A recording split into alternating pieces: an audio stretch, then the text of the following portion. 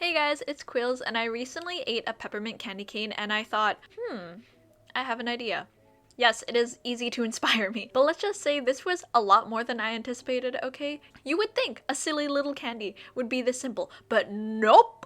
I have 2 pages of website sources, 3 pages of notes, multiple drafts, and some funny little ideas. I thought a silly little drawing would be enough for this guy, but with the research and data I collected, I think it's fairly due for delving into. This is going to be a little bit more different than my usual videos, but I thought it'd be fun to try out more things and get into more detail with this character concept. Here in the Quills Den, we love fucking around and finding out, so without further ado, here are the history, mythos, character design, and thought process of peppermint candy canes. I hope you guys enjoy.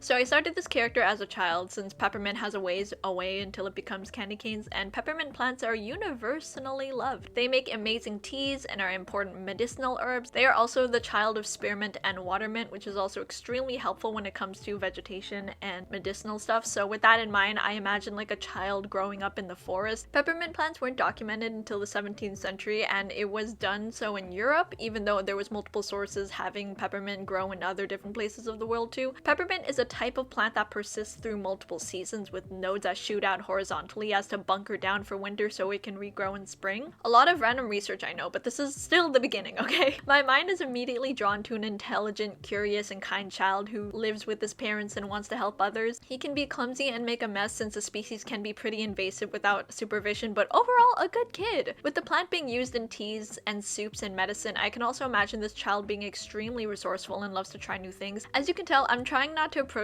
this character design with just the appearance wise, but also accounting for other parts of the plant that I've learned and found interesting. I wanted the colors to be simple because, you know, I suck at colors, but I also just think that making him green would be too easy, so I added like green fluffy hair as the middle ground. For a flavor strong as mint, I wanted to incorporate that into the design, but then I thought about it, like the plant, and how it doesn't really look minty sharp, so maybe this could just be a facet of his personality, looking warm and inviting, yet being sharp and cool and, you know, keeps to himself. Overall, I'm really happy with how he came out as a child. He looks super happy, and we're just going to change that really quick.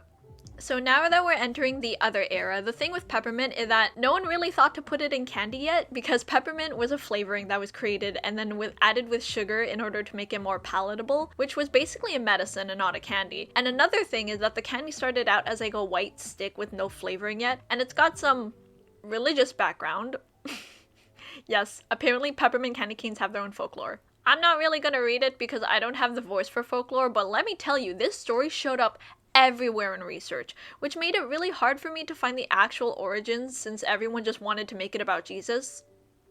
No offense, J-Man. The candy stick, the peppermint flavoring, the hook shape, and the red stripe weren't combined yet until the candy itself traveled around and got influence from multiple places. So as you can tell, this part of the story was very, very messy. But you know what else is messy? Adolescence and growing up, so we made the teen era be a bit of a wild card. I felt the intelligence part of the child will still be carried over. This era is even more experimental, but the folklore is interesting and I wanted to find a way to incorporate that. So the story goes that from a genius child wanting to study medicine and science to being admitted to a school that didn't care for that kind of stuff, so it would leave the character in this dreary state of trying to figure himself out in a schooling that didn't really approve. And because the candy cane is now introduced, of course I made him rely on a cane now. Evil, I know. And since he used to have colorful fluffy hair, I decided that making him dye it and straighten it would be a really good bridge between the adult and child appearance without too extreme of a gap. And for headcanon's sake, let's say that he dropped out and didn't want to be corrupted by the teachings he was forced to learn. So I kept his colors more blue and sad to represent the messy times. Very English teacher, I know. And I think that he came out very well, actually. We can headcanon all we want about how he lost his leg, but you know what? It's part of the lore now. I think he came out really well, and it's already such an extreme change from these two eras, but we're not done yet, folks. Now that we've arrived at the adult era, we finally have peppermint candy canes. And how did we arrive here? Say it with me, guys. They fucked around and found out. The blank candy cane was given a hook as it was used to decorate on Christmas trees, first seen in Ohio and America by Swedish and German immigrants, and I don't think it was created just so it looks like a J for Jesus. Putting that out there.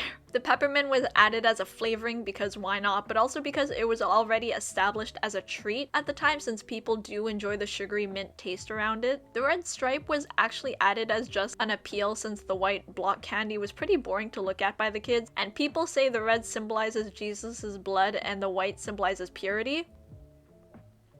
Anyway, Catholic guilt aside, it wasn't until it was solidified in America as a candy staple for them to create automated machines. And fun fact, a priest himself patented the candy cane bending machine and he called it the Keller machine. I swear it always comes back to Jesus. Obviously, this candy has been through a lot and so has this character. And when you think of a candy cane, you exactly have a certain picture in your mind, and that's how I kind of want him to seem: confident and established with an unshakable sense of self. So now I made him a madman who doesn't care about what other people think. The outfit is to represent the early candy maker. The steampunk elements are for the automation aspect. The once boring straight hair is now filled with colorful curls for both aesthetic and appeal, and to just symbolize the swirly. The Christmas tree badge and the big red cloak associate with Christmas because, you know, that's a part of Christmas now. The prosthetic leg was for more automation and because I said so. And the cane weapon was just for funsies because he definitely needed like the cane aspect, but I also just didn't want to give him, you know, a hooked cane. So now he got this cool lightning staff, I guess.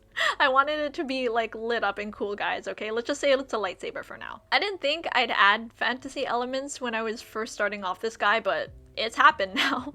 I could see the story unfolding as him rebelling against, you know, society and embodying pure chaotic goodness because, let's face it, as much as we love Christmas, it's a very chaotic fan base just shoved into you by the time November rolls around, so, you know, we can all admit it's pretty chaotic. And now we have this rogue Candyman who looks sweet and inviting, yet is very sharp and cool-headed, associated with a guild known for spreading chaotic joy once a year, and he's a genius inventor. I think he turned out pretty amazing, and I think I'd let him kill me if I had to. This character design process was a weird journey. I thought it was easy, but the complexities of this candy were way too much to just put in one design. And now we have this whole story, so thank you for sticking around for that. I hope you guys enjoyed it, and I hope this inspires you to draw your own favorite treats, to learn about them, and to experiment new things. I don't think I've ever conceptualized a character in this much detail, and I definitely want to approach different character designs with a little more thought now that I'm extremely happy with the results of him. I think the research definitely paid off when it came to this character design, and I really think from looking at each era, you can tell that there was a lot of thought and ideas poured into it. I literally have like how many sources and how many pages worth of designs and references and ideas, and I think it all came together really well. Just remind yourself that if you're stuck on a character design, to try multiple different things, look at it from multiple different angles, try to get as much detail as you can because you're able to incorporate it and translate it into a character visually. That's why I think having all this research done from this character has helped a lot with creating like very solid aspects and visual ideas for him, and I think it came out really cool. Also, for the life of me, I could not think of a single good character name for him, so in the comments let me know if you guys have any cool ideas. Thank you guys so much for watching this video. I hope it wasn't too like weird or different. And I think I am suddenly in the mood for peppermint candy canes. Bye guys!